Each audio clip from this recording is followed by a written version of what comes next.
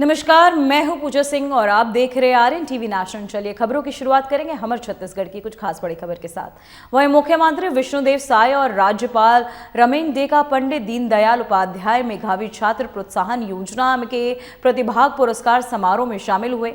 इस अवसर पर उन्होंने छात्रों को उनके उत्कृष्ट प्रदर्शन के लिए पुरस्कार वितरित किए और साथ ही उन्हें उज्जवल भविष्य की शुभकामनाएं भी दी। कार्यक्रम में शिक्षा क्षेत्र के अधिकारी और छात्र परिवारों के सदस्य भी मौजूद रहे। वहीं मुख्यमंत्री और राज्यपाल ने छात्रों को प्रेरित करते हुए कहा कि मेधावी प्रतिभाओं का सम्मान और प्रोत्साहन समाज और राज्य की प्रगति के लिए महत्वपूर्ण है।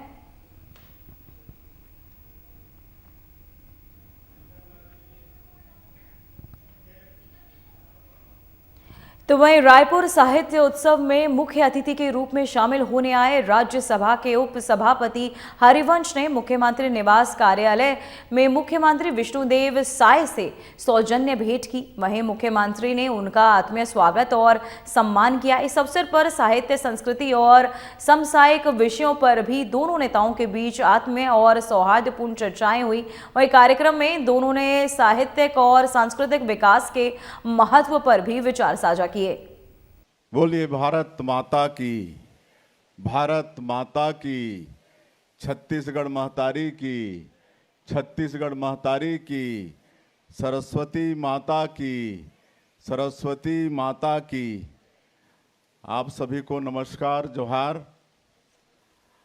आज बड़ा सौभाग्य का विषय है कि प्रभु श्री राम का ननिहाल छत्तीसगढ़ और रायपुर की इस पवित्र भूमि में 3 दिवसीय रायपुर साहित्य उत्सव आदि से अनादि तक और इसके शुभारंभ महोत्सव में हम लोगों के बीच मंच में विराजमान राज्यसभा के उपसभापति, आज के इस समारोह के मुख्य अतिथि आदरणीय श्री हरिवंश जी, हमारे प्रदेश के बहुत ही ऊर्जावान उप मुख्यमंत्री श्री अरुण साव जी, मंच में विराजमान डॉक्टर कुमुद शर्मा जी, कुलपति श्री मनोज जोशी जी, श्री अनंत विजय जी, हमारे साहित्य अकादमी के अध्यक्ष श्री शशांक शर्मा जी, श्री पंकज झा जी, हमारे सलाहकार श्री सुशील त्रिवेदी जी, मंच के नीचे बैठे हमारे डॉक्टर राम प्रताप सिंह जी, श्री अमरजीत सिंह छाबड़ा जी, सुश्री मोना सेन जी, जनसंपर्क विभाग के सचिव रोहित यादव जी, CPR रवि मित्तल जी, रायपुर के कलेक्टर गौरव सिंह और इस साहित्य उत्सव में और इस शुभारंभ के अवसर पर पूरे देश और प्रदेश के प्रख्यात साहित्यकार, विचारक, लेखक और सभी साहित्य प्रेमी बंधुओं, मीडिया के मित्रों, मैं आप सबका सबसे पहले प्रभु श्री राम के ननिहाल रायपुर, छत्तीसगढ़ रायपुर की इस धरती में हृदय से स्वागत करता हूं, अभिनंदन करता हूं। और मैं विशेष रूप से आज के कार्यक्रम के मुख्य अतिथि श्री हरिवंश जी का पूरे छत्तीसगढ़ के तरफ से उनका अभिनंदन करते हैं। उन्होंने अपने कीमती समय निकालकर आज हम लोगों के बीच में पधारे हैं। हम सब लोग आपको सुनने के लिए लालायित हैं। ये 3 दिनों तक रायपुर साहित्य उत्सव 2026 के रूप में साहित्य का महाकुंभ सजेगा। इस उत्सव में भाग लेने प्रदेश एवं देश के विभिन्न राज्यों से 120 ख्याति प्राप्त साहित्यकार हिस्सा लेंगे। आयोजन के दौरान कुल 42 साहित्य सत्रों का आयोजन होगा, जिसमें समकालीन सामाजिक, सांस्कृतिक, राजनीतिक विषयों पर गहन विमर्श किया जाएगा। यह गणतंत्र का अमृत काल भी है और हमारे राज्य की स्थापना का रजत जयंती वर्ष भी है। मैं आप सब लोगों को उसकी भी शुभकामनाएं देना चाहूँगा। यह उत्सव का समय है, लगातार हम लोग अपने प्रदेश में उत्सव मना रहे हैं और 1 तारीख जो स्थापना दिवस था हमारे प्रदेश का, उस दिन हमारे देश के यशस्वी प्रधानमंत्री श्री नरेंद्र मोदी जी हम लोगों के बीच में विराजमान थे। उनके कर कमलों से हमारे प्रदेश के नवनिर्मित विधानसभा भवन का भी लोकार्पण हुआ और एक जो बहुत अच्छा ट्राइबल म्यूजियम का निर्माण हम लोगों ने किया है, जिसमें छत्तीसगढ़ के जनजाति समाज के जो 14 स्वतंत्रता संग्राम सेनानी हुए, उनके क्रांति को सचित्र उसमें वर्णन किया गया है, डिजिटल है। मेरा आग्रह भी होगा कि समय मिले तो ज़रूर, नज़दीक में है, उसका अवलोकन करने का कष्ट करेंगे। आज के इस सत्र में गणतंत्र के अमृतकाल विषय पर संबोधन डॉक्टर शर्मा जी के द्वारा हुआ, हम सब लोग सुने। हमारी आज़ादी की लड़ाई भी समुद्र मंथन की तरह थी।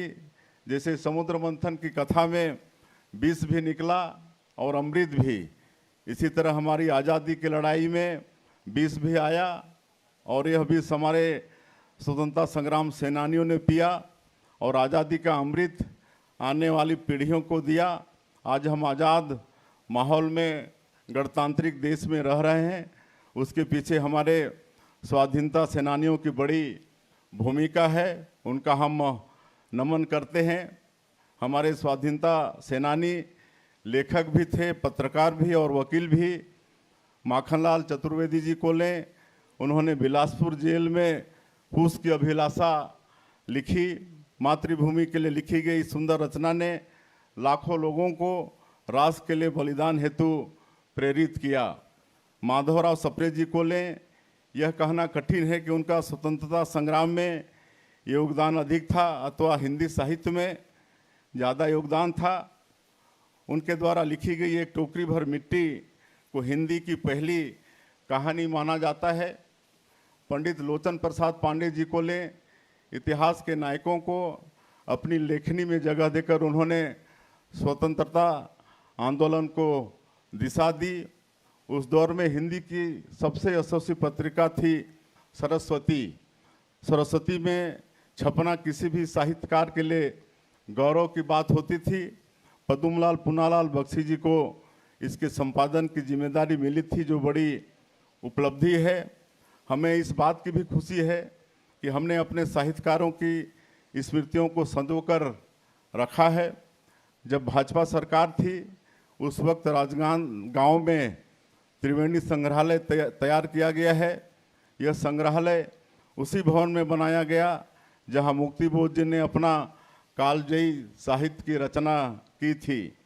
मुक्ति बोध जी के अलावा यहाँ बख्शी जी और बलदेव प्रसाद मिश्र जी की स्मृतियाँ सहेज कर रखी गई हैं। भाजपा सरकार में भी हमने साहित्य उत्सव का भव्य आयोजन किया था और इसी तरह से प्रदेश के और देश भर के साहित्यकारों को आमंत्रित किया था।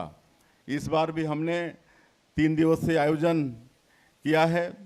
आज मैं जिस मंडप से आप सब लोगों से मुखातिब हो रहा हूँ, ये स्वर्गीय विनोद कुमार शुक्ल जी को समर्पित है।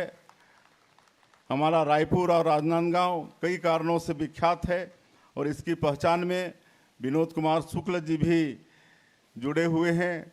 दुनिया भर के साहित्य प्रेमी रायपुर को विनोद कुमार शुक्ल जी की वजह से मानते हैं, जानते हैं, क्योंकि उनकी सृजन भूमि रही है। अनेक बार शुक्ल जी से मिलने का सौभाग्य मुझे प्राप्त हुआ। वे सरल सहज व्यक्तित्व के धनी थे। इतने बड़े लेखक होने के बावजूद विनम्रता उनमें कूट कूट कर भरी थी। छत्तीसगढ़ की संस्कृति के प्रति, छत्तीसगढ़ के लोगों के प्रति उनमें गहरा अनुराग था। एक मंडप हमने श्यामलाल चतुर्वेदी जी के नाम पर रखा है। छत्तीसगढ़ी संस्कृति को लेकर उनका काम विशिष्ट है। एक मंडप हमने लाला जगदलपुरी के नाम पर रखा है। जो भी उनसे मिलता था वो वही कहता था कि मैंने एक ऋषि से मुलाकात की है। बस्तर की संस्कृति को सहेजने, यहाँ के लोकगीतों को देश दुनिया के पटल पर रखने में उनकी बहुत बड़ी भूमिका थी। अनिरुद्ध नीरव जी ने अपने नवगीतों के माध्यम से एक जादू सा कायम किया। नीरव जी के नाम पर भी एक मंडप हमने इस परिसर में रखा है। रायपुर साहित्य उत्सव में हमने एक कार्यक्रम हमारे श्रद्धेय नेता अटल बिहारी वाजपेयी जी की स्मृति में भी रखा है, कापाठ भी रखा है। अभी हमने अटल जी का जन्म शताब्दी वर्ष मनाया है। वही हमारे राज्य के निर्माता भी हैं, उन्होंने हम लोगों को छत्तीसगढ़ राज्य बना के दिया है। उनको भी हम नमन करते हैं और हर वर्ष उनकी जयंती को हम लोग सुशासन दिवस के रूप में मनाते हैं और काव्य पाठ भी कराते हैं। अटल जी ने अपनी राजनीति से देश को योगदान दिया ही, अपने कविताओं से भी करोड़ों लोगों को उन्होंने प्रेरणा दी। उनकी कविता हार नहीं मानूंगा, रार नहीं ठानूंगा, काल के कपाल पर लिखता मिटाता हूँ, गीत नया गाता हूँ, न जाने कितने लोगों को प्रेरणा दी। वही कवि हृदय थे।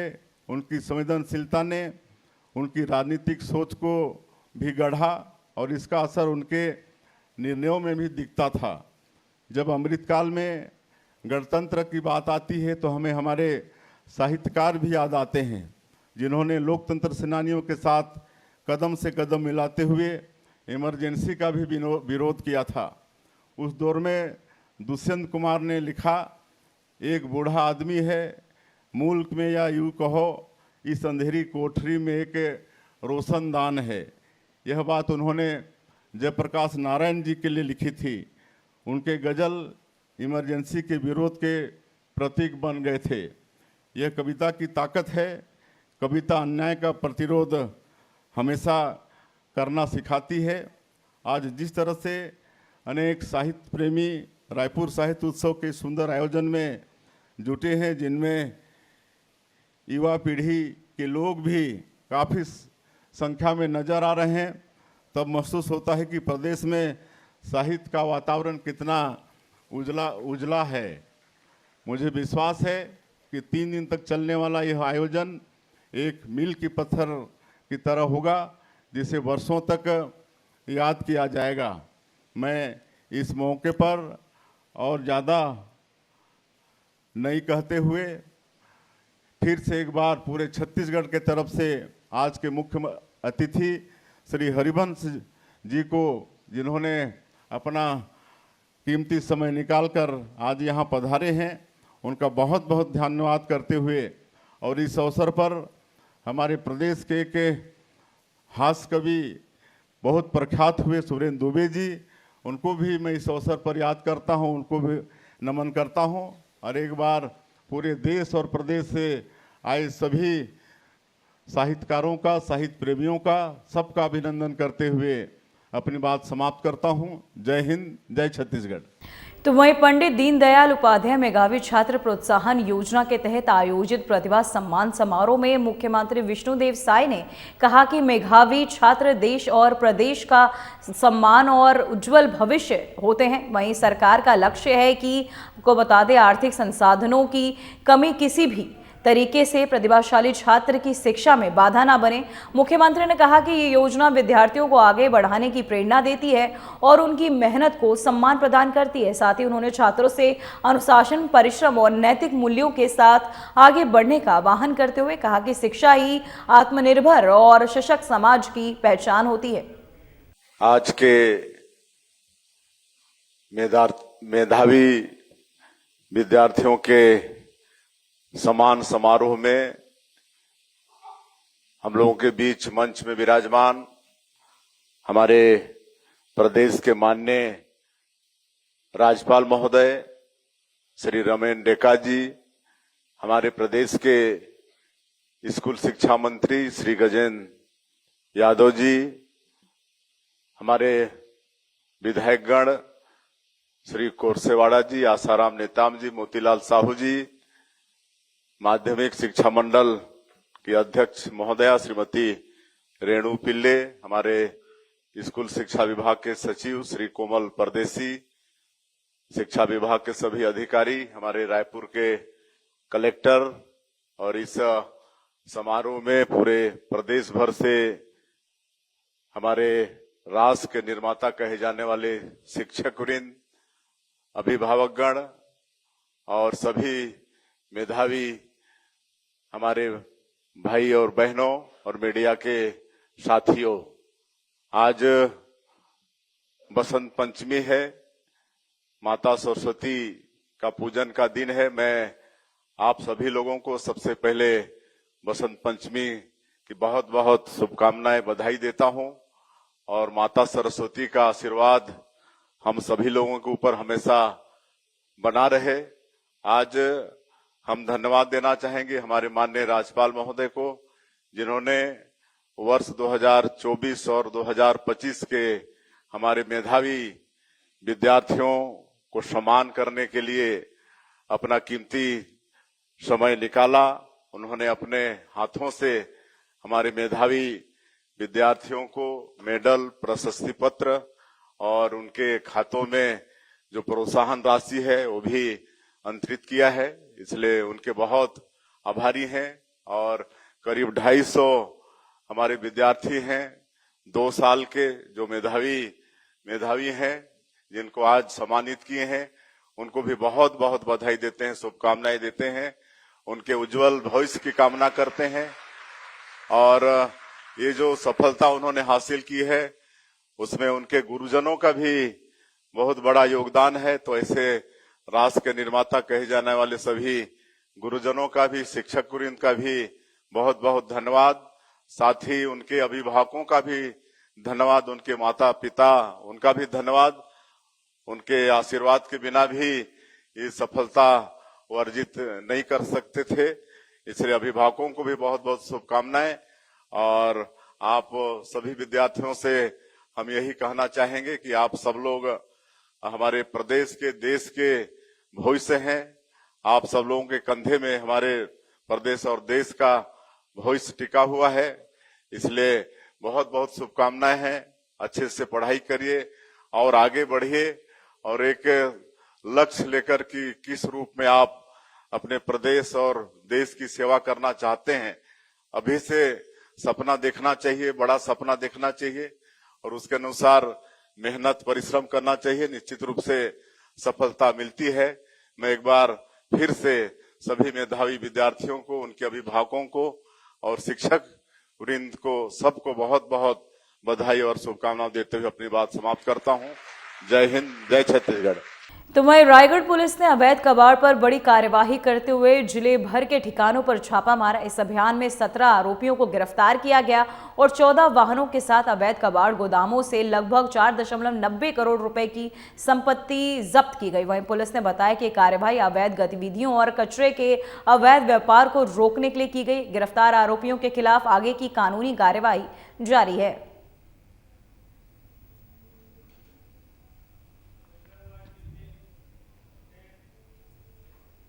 तो वहीं दुर्ग जिले में अंधविश्वास का फायदा उठाकर ठगों ने एक दुकानदार संजय अठवानी से लाखों रुपए और सोने के आभूषण ठग लिए। मां के इलाज और पूजा पाठ के नाम पर आरोपी ने 8,82,300 रुपए नगद और 4 सोने के कंगन लेकर फरार हो गए। पीड़ित की शिकायत पर छावनी पुलिस ने मामला दर्ज कर आरोपियों की तलाश शुरू कर दी है।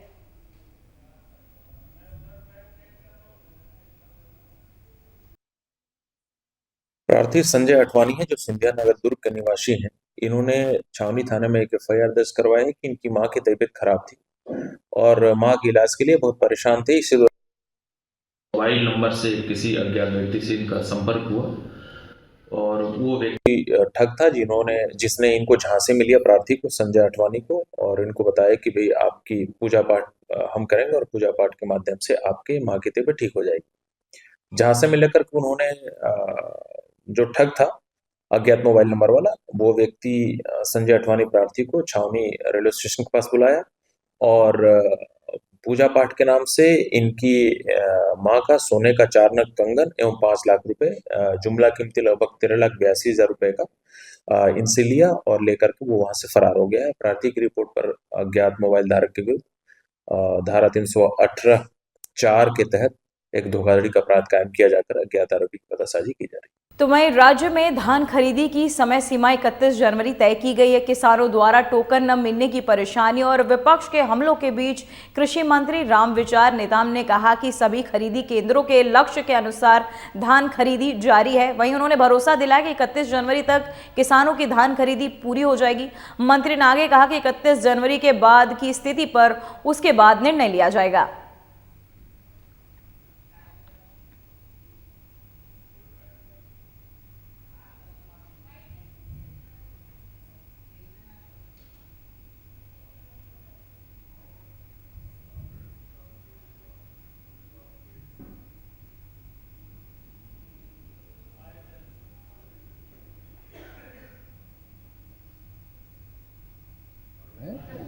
अपने समय में उनके समय में स्थिति देख ले। हमारे समय में हम लोगों ने विधिवत व्यवस्थित तरीके से धान खरीदी की व्यवस्था किया है। जरूर ये बात थी कि टारगेट कम हो रहा है, कम मिल रहा है, उनका टोकन कम कट रहा है, तो अभी टारगेट भी बढ़ाया गया है। जो संग्रहण केंद्रों में जितनी मात्रा खरीदी करना था उससे उसका भी वृद्धि किया गया है। मैं ऐसा मानता हूं कि 31 तक किसानों का जो उनके पास धान है वो सभी का खरीदी। तो वहीं बीजापुर के लंकापल्ली के जंगल में माओवादियों द्वारा लगाए गए आईईडी के ब्लास्ट में ग्रामीण राजू मोडियामी गंभीर रूप से घायल हो गए। घटना गुरुवार दोपहर करीब 3 बजे हुई। राजू के दाहिने पैर में गंभीर चोटें आई। ग्रामीणों ने उन्हें तुरंत इलमिडी स्वास्थ्य केंद्र पहुंचाया, जहां प्राथमिक उपचार के बाद उन्हें जिला अस्पताल बीजापुर रेफर कर दिया गया। यह मामला इलमिडी थाना क्षेत्र का है, लेकिन अभी तक अधिकारियों द्वारा आधिकारिक पुष्टि नहीं की गई है।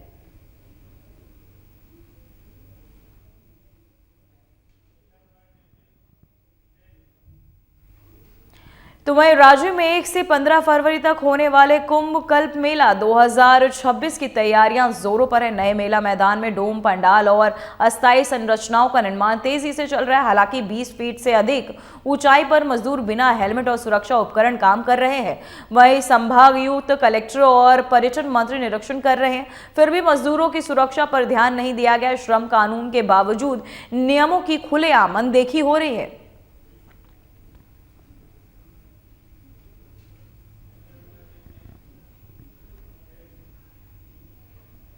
तो वहीं कोयली बेड़ा में श्रद्धा और आस्था का संगम आपको बता दें, माता पहुंचानी पर्व धूमधाम से मनाया गया, जहां हजारों ग्रामीण इस अवसर पर शामिल हुए और विधिवत अनुष्ठानों में भाग भी लिया। स्थानीय परंपरा के अनुसार माता के प्रकोप से शरीर और पर दाने निकलने और पर पुजारी नीम के पत्तियों से पूजा अर्चना कर पीड़ित को शांत करते हैं। इसके बाद दूध दही का छिड़काव कर नहलाया जाता है। ये पर्व पीढ़ियों से इसी विधि और श्रद्धा के साथ मनाया जा रहा है।